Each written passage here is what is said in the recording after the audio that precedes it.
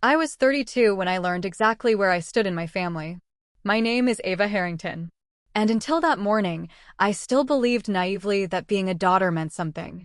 But the moment I walked into that polished conference room in Boston, summoned home like a subordinate, any illusion I carried evaporated. My parents barely looked at me. The family lawyer already had a folder open as if my presence was just another signature they needed. They called it a living will reading, a routine decision for the future. But the tension in the room made it feel more like a verdict. I didn't even sit before the lawyer slid a check across the table. $12 million. Not mine. My brother's already printed, already endorsed, already celebrated. And then came the line that carved a permanent divide between us. Ava, you're capable enough. You can go earn your own. No hesitation, no apology. As if I were some distant relative who had wandered into the wrong meeting. The humiliation didn't sting.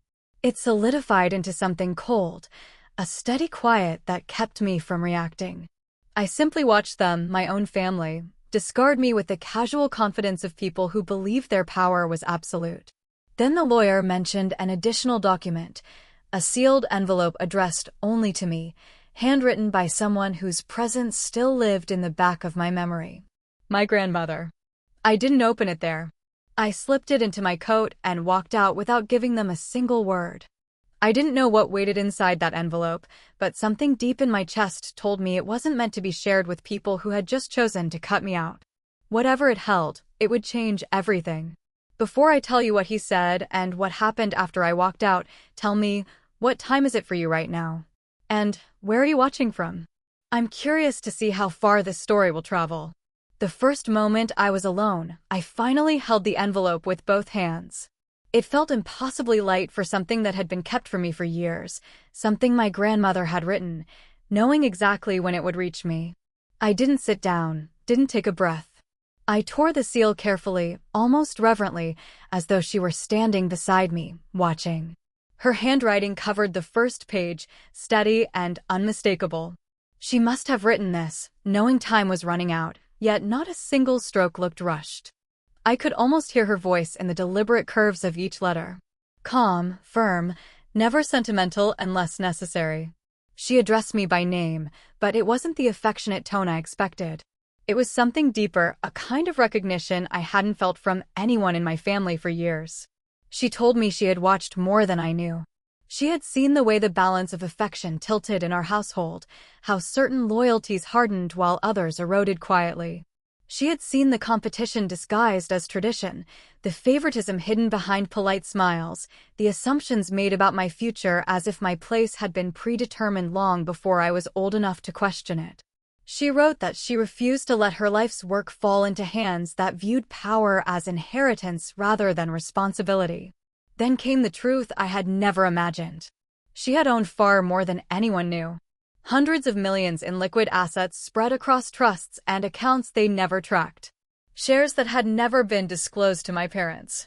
Entire sections of the family portfolio that no one had questioned because they assumed age made her harmless. They underestimated her. They underestimated me. She wrote that she had left all of it to me. Not some symbolic portion, not a polite fragment. Everything. The properties, the accounts, the foundations, and the controlling interest in the hotel empire my parents believed they dominated. She detailed it with precision, 65%. Enough to override every vote, every argument, every attempt to push me aside. But it wasn't a gift without intention. Snorts, it came with a condition that wrapped itself around me like a silent command. Within 30 days of her death anniversary, I had to make the inheritance public. Not partially, not selectively, fully. Every asset, every document, every transfer. If I failed, everything would be liquidated and donated to charity. Not a penny would go to my family. My hands tightened around the pages as I read that line again and again. 30 days. She had left me a countdown attached to a fortune large enough to crush the people who had spent years diminishing me. Yet the strangest part was the calm that settled inside me. She didn't want me to hide. She wanted me to decide. She wanted me to choose who deserved the truth. The letter continued with instructions, carefully crafted pathways through legal loopholes, accounts already prepared, A team of professionals who would respond to my call only, not my parents, not anyone else's. She had built an invisible structure around me long before I knew I needed protection. And she had done it quietly, efficiently, as though she understood I would discover my strength only when pushed into a corner. I folded the letter slowly, not because I doubted it, but because certainty was more overwhelming than shock. I felt something shift in me, not like a sudden revelation, but like a door opening after years of pressure behind it. My parents had dismissed me hours earlier with the confidence of people who believed the world operated in their favor. They thought I would accept their decision, maybe cry in private, then move on with whatever scraps of independence they believed I could gather. They had no idea how drastically the balance had changed with one envelope. I didn't feel gratitude. Not yet. Gratitude was too gentle for the magnitude of what my grandmother had done. What I felt was clarity. Pure unclouded clarity, the kind that slices through every illusion someone has forced on you. The 30-day clock had already begun the moment the envelope touched my hands. And for the first time in my adult life, I wasn't trying to keep up with my family. I wasn't trying to earn a place. I wasn't trying to prove my worth. I was preparing to claim what had always been denied and expose exactly what they had hoped to bury. The days that followed moved with a clarity I hadn't experienced before, each one sharpening the outline of the path my grandmother had drawn for me. I felt no urge to rush, but there was an unmistakable rhythm to my actions. Quiet, deliberate, calculated. I didn't tell anyone where I was or what I was planning. Silence became strategy and solitude became the only space where I felt entirely honest. I started by studying every document she left, not skimming, not glancing, reading with the precision of someone who finally understood what had been taken from her for years. Page after page revealed a truth my family never suspected. They had been living inside a world my grandmother controlled, not the other way around. They thought they inherited power. In reality, they had been borrowing it. And now the debt had come due. There was a file she marked with a single small notation, a date. I didn't recognize its significance until I opened it and found the certification of corporate authority she had quietly updated before her health declined. It named the successor to her controlling shares. My name signed, notarized, sealed. She had never trusted them with control, not for a single day. And she had been right. Once I understood the full scope of what I held, the next step formed naturally in my mind. It wasn't revenge for revenge's sake. It was exposure. A dismantling of the foundation they believed was untouchable. I contacted the legal team associated with her trust, the one she assured me would respond only to me. When they confirmed their readiness, I felt the first flicker of something close to satisfaction. Not joy, not triumph, but alignment. 3 weeks passed before I took my next step. I scheduled a formal gathering at the corporate headquarters for what I labeled an executive announcement. I knew the title would circulate quickly, stirring curiosity and anxiety within the people who spent years ignoring my existence unless it benefited them. I wanted them all there. Family members, department heads, board officers, every person who once believed they could predict the direction of my life. On the morning of the event, I dressed with intention, not extravagance, precision, red, sharp, unyielding, the tone of someone who no longer asked permission to stand in a room. I didn't think about whether they'd understand the symbolism. I only cared that they couldn't ignore it. When I arrived, the hall outside the boardroom buzzed with that particular tension people tried to hide behind forced conversation. Their glances slid toward me, quick and startled, as though they had seen the silhouette of a storm they didn't prepare for. I felt none of their urgency. I moved through the room with an ease that surprised even me, as if the space had always belonged to me, and I had finally stopped pretending otherwise. Inside the boardroom, I placed my documents on the table with a carefulness that bordered on ceremonial. I didn't need to speak. I didn't need to justify my presence. I simply waited as the room filled. My parents, my brother, and the network of professionals who once thought I was irrelevant. I watched their expressions shift from curiosity to confusion, then to something closer to unease. When the last person took their seat, I opened the portfolio my grandmother had prepared. Inside was the original certification naming me controlling shareholder, along with the official documentation for my appointment as the new chair of the board. Signed, notarized, irrefutable. I didn't announce it. I didn't need dramatic gestures. I placed the documents where they could see the truth for themselves. The shift in the atmosphere was immediate and absolute, a collective recognition that the balance they depended on had vanished. They expected silence from me. They expected compliance. They never expected authority. I didn't stay long. I let the weight of the documents speak in my absence. Leaving the boardroom felt like peeling away the last remnants of a life built around their expectations. I didn't look back. While walking down the quiet corridor, I felt the certainty settle deeper inside me.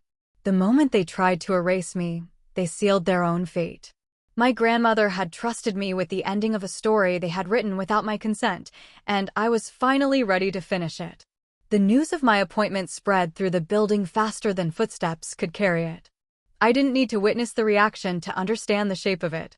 Shock mixed with the dawning realization that every assumption they'd made about me had collapsed in a single morning. I felt the shift not as a triumph, but as a realignment, like the world had rotated a few degrees and finally landed where it should have been all along.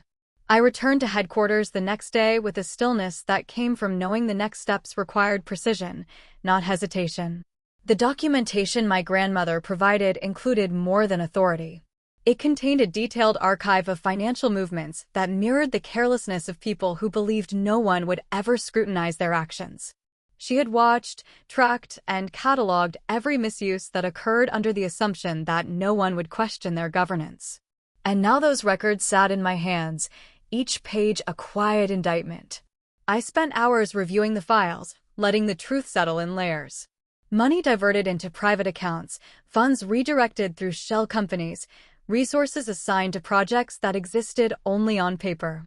It was a pattern of entitlement disguised as management, and it had persisted for years because no one expected accountability from people who carried the right last name. The evidence was overwhelming. But instead of anger, I felt clarity, cold, unwavering clarity. By the afternoon, I was ready. I scheduled a mandatory leadership meeting. No exceptions, no rescheduling. I selected the boardroom with the high glass walls, the one where every reflection served as a reminder that nothing could be hidden in plain sight. I arrived early, placing each document where it needed to be, spreading the truth across the polished table like a map. I wanted the room prepared before a single person walked in. The executives arrived first, their expressions marked by the caution of people trying to adapt faster than their understanding allowed. Then came the board members, whispers, glances, confusion tightening their posture. I remained at the head of the table, not out of ceremony, but because it had always been the place my grandmother intended for me to stand. They just never imagined the day would come.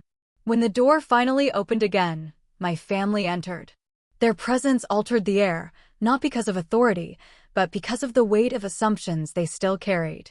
They expected explanations, maybe negotiation, maybe reassurance that the world hadn't tilted as drastically as it seemed. What they found instead was the quiet certainty of someone who no longer needed permission. I didn't speak. I turned the files toward them. Each folder a detailed record of actions they believed were buried. Watching their reactions was like watching a structure crack under pressure. No outbursts, no denials, just the gradual collapse of confidence as they recognized the evidence for what it was. Unfiltered truth. I placed the final set of documents in front of them. Records that showed exactly how deep the mismanagement ran. It wasn't just negligence. It was deliberate, sustained, and traceable. They now understood the position they stood in, not as untouchable leaders, but as individuals accountable for every decision they'd made in the shadows. The boardroom felt suspended in stillness, the kind that held more force than any confrontation could. I allowed the silence to expand, giving them enough space to understand the gravity of what lay in front of them. It wasn't revenge in the dramatic sense. It was consequence delivered without rage, without theatrics, without the need for justification. When I gathered the remaining papers, I felt the weight in my hands shift. Not lighter, not heavier, just resolved.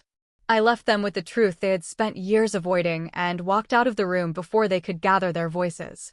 I didn't need to hear whatever explanation or plea they might form. The truth was already louder than anything they could attempt.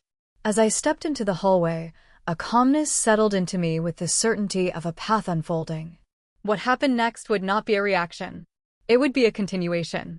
My grandmother had trusted me with the final shape of this legacy, and I had no intention of stopping halfway. For the first time, the story of our family wasn't being written by entitlement or assumption. It was being written by me. The shift began quietly, the kind of silence that doesn't signal peace, but preparation. I felt it before I saw it. An unease in the way messages circulated, the sudden absence of routine updates, the faint tension in departments that once operated with predictable rhythm. People avoided eye contact, not out of disrespect, but out of caution, and caution was always a sign that something was being crafted behind closed doors. I expected retaliation long before it arrived. Power never leaves the hands of the entitled without resistance. My family had spent decades believing the empire was an extension of themselves, and losing control without warning was not something they would accept quietly. Their pride was too deep, their self-image too curated. They would fight not for justice, but for the illusion of their own infallibility. The first blow came through the media, not subtle, not strategic, but loud. Articles surfaced within hours of each other, all repeating the same narrative that I had manipulated my grandmother in her final years, that I had forced her into transferring her assets, that my rise to leadership was a betrayal rather than a transition. Anonymous sources claimed to have concerns about my character. Former acquaintances invented stories to fill the gaps. It was all designed to overwhelm, not inform. Then came the insinuations about my personal life, rumors about an inappropriate connection with one of my grandmother's attorneys, suggestions that my success was engineered through influence rather than merit. None of it surprised me. When people lose control of the truth, they manufacture one that benefits them. What did surprise me was the speed. Someone had prepared for this moment long before I stepped forward. The pressure extended beyond headlines. Investors called with thinly veiled unease. Partners requested emergency meetings. Departments shifted into defensive mode, worried that association with me would impact their futures. It was a coordinated attempt to isolate me, to turn the world into a chorus echoing one message. She is unfit. A different version of me might have felt the weight of it, might have questioned, hesitated, or fought back impulsively. But the person I had become understood something essential. Reactions reveal vulnerability. Silence reveals power. So I watched the wave build, studying the patterns beneath it. And beneath the noise, I saw fingerprints, financial trails, and familiar connections linking back to the same two sources, my parents and my brother. Their strategy was simple. Destroy my credibility before I could use the evidence I possessed. They believed reputation controlled influence. They believed I would panic, retreat, or make a mistake that could be used against me. They believed I was the same person who had once accepted being overlooked. They were wrong. Because my grandmother hadn't simply given me authority. She had given me truth. Truth documented in ways that could not be dismissed or spun. Truth that carried the signatures of their own actions. Truth that stood untouched behind layers of legal protection. So while they fed stories to the media, I prepared my response with a precision they never imagined I had. Not a denial, not a counterattack, a revelation. When I announced a public briefing, the reaction was instantaneous. Journalists scrambled for position. Analysts speculated on my collapse, and executives held their breath, unsure of what direction the future would tilt. The room filled long before I entered. The atmosphere thick with anticipation, sharpened by fear. I stepped onto the platform with the calm of someone holding the final piece of a puzzle. I didn't need theatrics. I didn't need to raise my voice. I simply presented the evidence exactly as it existed. Detailed records of every unauthorized transfer, every fraudulent allocation, every instance of financial misconduct accumulated over a decade. I laid out numbers, timelines, signatures, internal memos, truth arranged with undeniable clarity. What followed was a shift so immediate it felt like the air changed shape. The narrative collapsed in real time. Journalists pivoted as they read the documents. Analysts reversed their commentary. Investors, once hesitant, Recognized the stability I represented compared to the chaos my family created. The empire realigned itself around me more firmly than ever before. My family's attempt to dismantle me had instead dismantled themselves, exposing the very foundation they had tried to hide. And for the first time, I felt a quiet resonance inside me. Not satisfaction, not relief, but certainty. Their downfall had not come from vengeance. It had come from truth. The storm that settled over the city that night didn't feel natural. It moved with a heaviness that mirrored the atmosphere surrounding my family's unraveling, as if the sky itself had absorbed the tension and decided to echo it back. I felt the shift long before the rain began. An instinct, a quiet tightening in the air. Moments like that rarely signaled anything minor. I had spent the evening reviewing the aftermath of the briefing. The public response had solidified into something undeniable. The world no longer saw my family as pillars of prestige, but as architects of their own downfall. Articles shifted from accusation to analysis. Investors redirected their confidence toward me with a steadiness that contrasted sharply with the panic sweeping through the people who once believed their status would shelter them from consequence. It was a transformation not born from cruelty, but from clarity. As I organized the final set of reports, I sensed movement outside before I heard it. A presence lingering where no one should have been. The rain intensified, hitting the windows in heavy patterns. And beneath the rhythm of the storm, I could distinguish something else. Hesitation. A kind of desperation that had specific weight. A weight that belonged to someone who had finally realized just how far they had fallen. When I stepped outside, the night felt colder than it should have been. The figure waiting at the edge of the property looked nothing like the person who once carried arrogance as though it were armor. The rain had soaked through his clothes, flattening the confidence he had worn so easily for years. His posture alone revealed everything. He had arrived at a place where pride no longer had use. There was no rage left in him, only collapse. An inward implosion born from the recognition that power built on lies dissolves the moment truth enters the room. He hovered on the edge of the walkway as if unsure whether he was allowed to step closer. And in a way, he wasn't. The distance between us wasn't physical. It was the accumulation of every decision he had made without considering the cost. The storm washed over him without mercy. Yet he didn't try to shield himself. That more than anything revealed the magnitude of his unraveling. He had finally reached the point my family never believed existed. The point where consequence could no longer be denied. His presence didn't surprise me, but the quiet expression in his eyes did. It wasn't anger or defiance. It was recognition. Recognition of the truth he had avoided for years. Recognition of the choices he had made, not in moments of weakness, but in moments of entitlement. Recognition that the world he believed was built to serve him had shifted entirely out of his reach. He carried a folder soaked and bent at the edges. He held it tightly as though the remnants of his identity were inside, and he feared losing what little control he still possessed. When he extended it toward me, the gesture wasn't a request. It wasn't an offering. It was surrender. Inside were documents and printed messages, fragments of a secret he had never imagined I would discover. Evidence of an affair carefully hidden behind curated images of loyalty. Photos, records, timelines, pieces of a betrayal rooted not in impulse but in arrogance. He hadn't simply crossed a boundary. He had built an entire double life behind the facade of family unity involving someone who had once stood beside me with feigned sincerity. As I flipped through the pages, a strange calm settled over me. Not shock, not heartbreak, just confirmation. Confirmation of something I had sensed long before the evidence reached my hands. People don't destroy relationships accidentally. They do it through repeated choices, each one intentionally placed above the person they claim to value.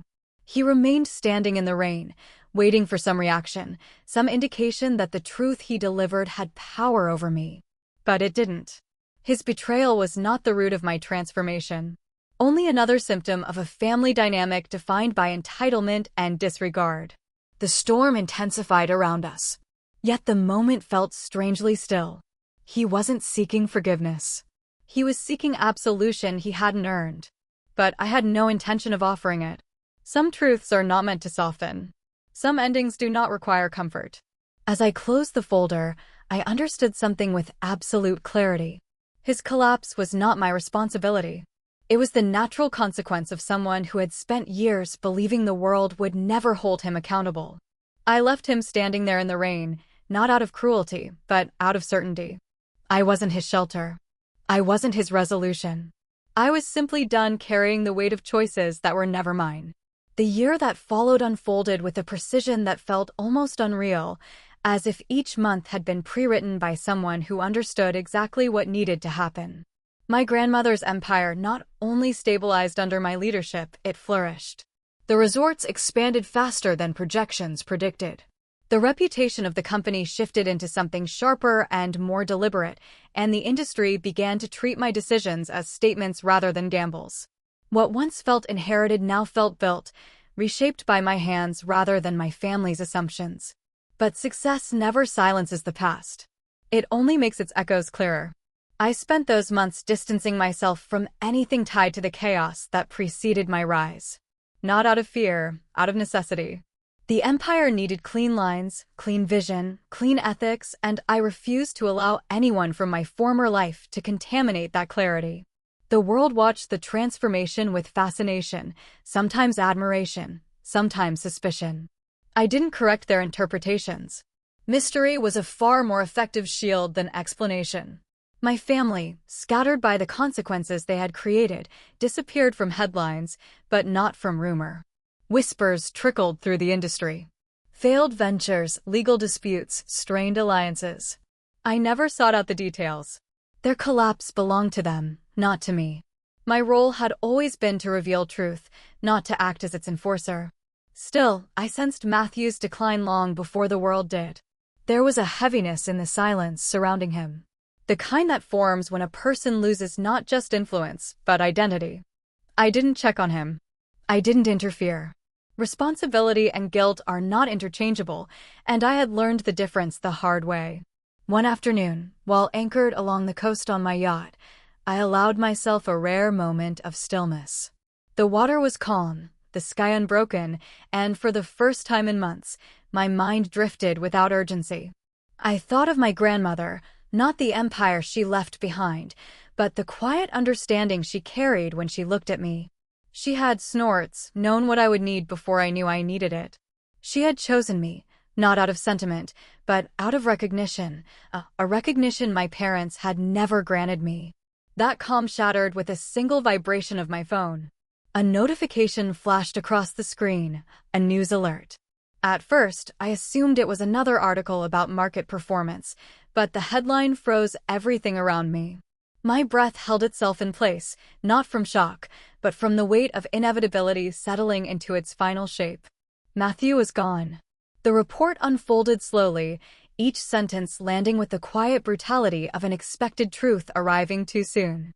There was mention of a letter, one he had shared publicly, a message he had written not to clear his name, but to confront it. His words spread across the digital world like a confession drenched in regret, exposing choices he had tried to outrun and consequences he could no longer bear. My name appeared throughout, not as his target, but as the person he had finally acknowledged he had wronged beyond repair. I didn't cry. I didn't break. I didn't feel vindication. I felt distance. The comments beneath his final post exploded instantly. Some condemned me, calling me ruthless and cold, insisting I had pushed him past the edge. Others defended me with equal intensity, arguing that accountability is not cruelty and that consequences do not transform into injustice simply because they feel heavy. The world divided itself into two sides of a story none of them had lived. I set the phone down, letting the voices continue without me. Pain, regret, collapse. None of it rewrote history. None of it erased the choices he had made long before I ever stepped into the role my grandmother carved for me. I stared at the horizon as the sun lowered itself into the water. The waves didn't pause for tragedy. The world didn't stop spinning, and neither did I. Matthew's ending wasn't mine to carry. His downfall wasn't mine to prevent. I had handed him truth. What he did with it was his burden, not my responsibility. As the sky shifted into deeper shades of blue, a single lesson settled inside me with a clarity I couldn't ignore. Power reshapes people, but truth reveals them. And sometimes the most brutal form of justice is simply allowing people to face the consequences they created with their own hands. I lifted my glass, took a slow sip, and let the ocean wind cut through the last remnants of the past. I wasn't a destroyer. I wasn't a savior. I was someone who finally chose herself.